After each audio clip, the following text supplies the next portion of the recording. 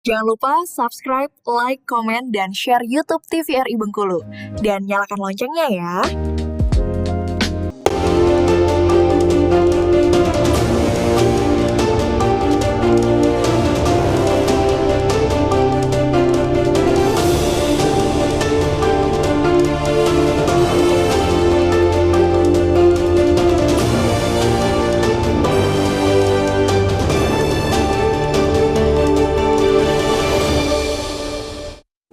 Terima kasih pemirsa TVRI Bengkulu, Anda kembali menyaksikan Berendo masih bersama saya Afriko Zuhri, dan tentunya dalam tema hari ini terkait dengan Koperasi Desa dan Kelurahan Merah Putih.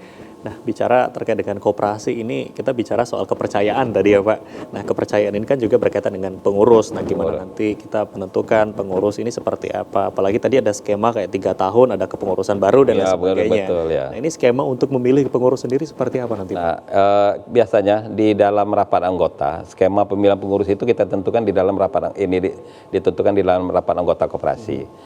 Rapat anggota koperasi itu dihadiri seluruh anggota. Nah, anggota lah yang memilih itu. Makanya kita dari pembina itu hanya menyiapkan rel-relnya aja, supaya rel-rel itu jangan nyimpang. Nah, pada umumnya emang ada koperasi yang nurut dari rel itu, tapi ada sebagian kecil itu agak nentang. Yang pada umumnya yang menurut aturan kita bahwa pengurus itu punya minimal sudah mengabdi di koperasi, menjadi anggota koperasi umpamanya sudah 5 tahun. Dia kalau kita orang yang jadi pengurus sudah jadi anggota 5, artinya dia tahu isi dalam koperasi itu kan. Itu satu lagi, orangnya betul-betul kata saya rekam jejak. Itu yang perlu kita jaga tuh, karena rekam jejak itu yang perlu. Nah, dengan kita udah mengasih rel kami dari pembina yang hadir, biasanya alhamdulillah koperasi itu eksis jalan. Tapi ada umumnya karena lihat koperasi ini besar nih. Biasanya koperasi yang sudah besar yang saya sebutkan, misalnya SAU-nya sudah miliaran, biasanya pakai tim sukses dia nih. Tim sukses ini bukan hanya di pilkada atau di PRU kan, juga di koperasi ada. Gitu kalau koperasi besar, saya gitu. Nah, kalau sudah pakai gini, nah saya bisa dikatakan karena saya orang yang paling lama berkecimpung di koperasi, saya saya bikin tanda koperasi nggak bertahan lama. Artinya kita mengkhawatirkan nanti seperti apa gitu ya, betul. Pak? Karena kalau udah ini, karena ada misi-misi tertentu yang ingin diambilnya, bukannya ingin memajukan koperasi, ingin istilahnya mengembangkan koperasi, atau ingin menjadi soko guru untuk anggota-anggota tuh bagaimana ke depan anggota ini bisa terpenuhi semua. Enggak, pasti ada pintu tertentu. Kalau dia udah pakai tim sukses, hancur koperasi itu. Ya, jadi memang untuk memilih dari pengurus ini juga penting gitu Pak. Betul. Ada skema-skema yang harus dilakukan, kemudian dengan syarat-syarat yang sudah ditentukan itu tadi ya Pak. Ya, makanya di dalam pemilihan pengurus tuh saya bikin di anggaran dasar. Kalau dulu saya bikin di pasal berapa tuh minimal anggota sudah paling lama 2 tahun sudah pernah menjadi ini anggota. Minimal rekam jejaknya udah kita bikin, supaya kita ini, tujuan kita pemerintah ingin menyelamatkan, bukan menyelamatkan seorang, ingin menyelamatkan koperasi seutuhnya, anggotanya, usahanya, ininya. Kalau koperasi ini besar, dulu kita pernah berapa kali koperasi Kota Bengkulu menjadi koperasi terbaik tingkat nasional.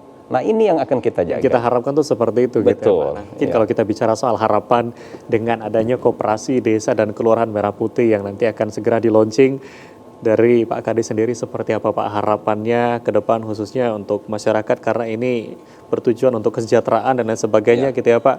Boleh disampaikan Pak harapan? Oke, terima kasih. Harapan kita dengan adanya Koperasi Merah Putih ini, kita harapkan nanti Koperasi Merah Putih ini betul-betul menjadi soko guru, soko guru yang ada di kelurahan maupun di desa. Ngapa disebut? Karena namanya guru kan bisa membimbing, bisa menjadi tuntunan. Inilah yang diharapkan oleh pemerintah.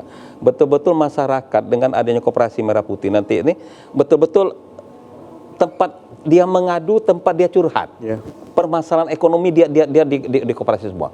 Butuh beras dia di koperasi, butuh ini di koperasi. Makanya kalau ini nanti Koperasi Merah Putih ini emang sudah menjadi soko gurunya, jadi nggak ada lagi badan usaha yang bisa. Nanti pada umumnya para pelaku usaha itu akan banyak bekerja sama dengan Koperasi Merah Putih ini. Contoh kita nanti kantor pos akan bekerja sama, Dolog nanti nggak penting-penting kata Dolog saya bikin cukup saya dikasih Merah Putih harga beras stabil.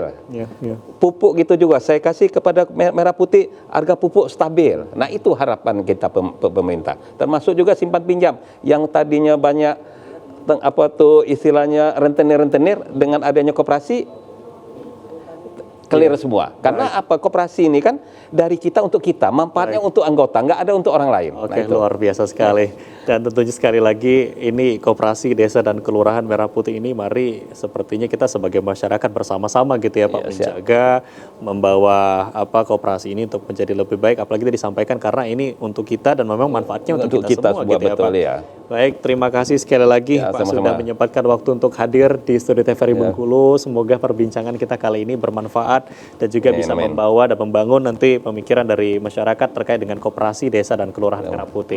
Baik pemirsa TVRI Bengkulu, berkaitan dengan tema pada hari ini, tentu saja kita berharap dengan adanya Koperasi Desa dan Kelurahan Merah Putih ini bisa meningkatkan kembali terutama roda perekonomian di masyarakat, kesejahteraan masyarakat, dan kembali karena memang untuk kita gitu ya Pak, kita yang menikmati karena ini memang untuk kita semua. Sekali lagi pemirsa, saya Afriko Zuhri mewakili seluruh kerabat kerja yang bertugas pamit undur diri. Terima kasih atas perhatian Anda. Wassalamualaikum warahmatullahi wabarakatuh dan Waalaikumsalam.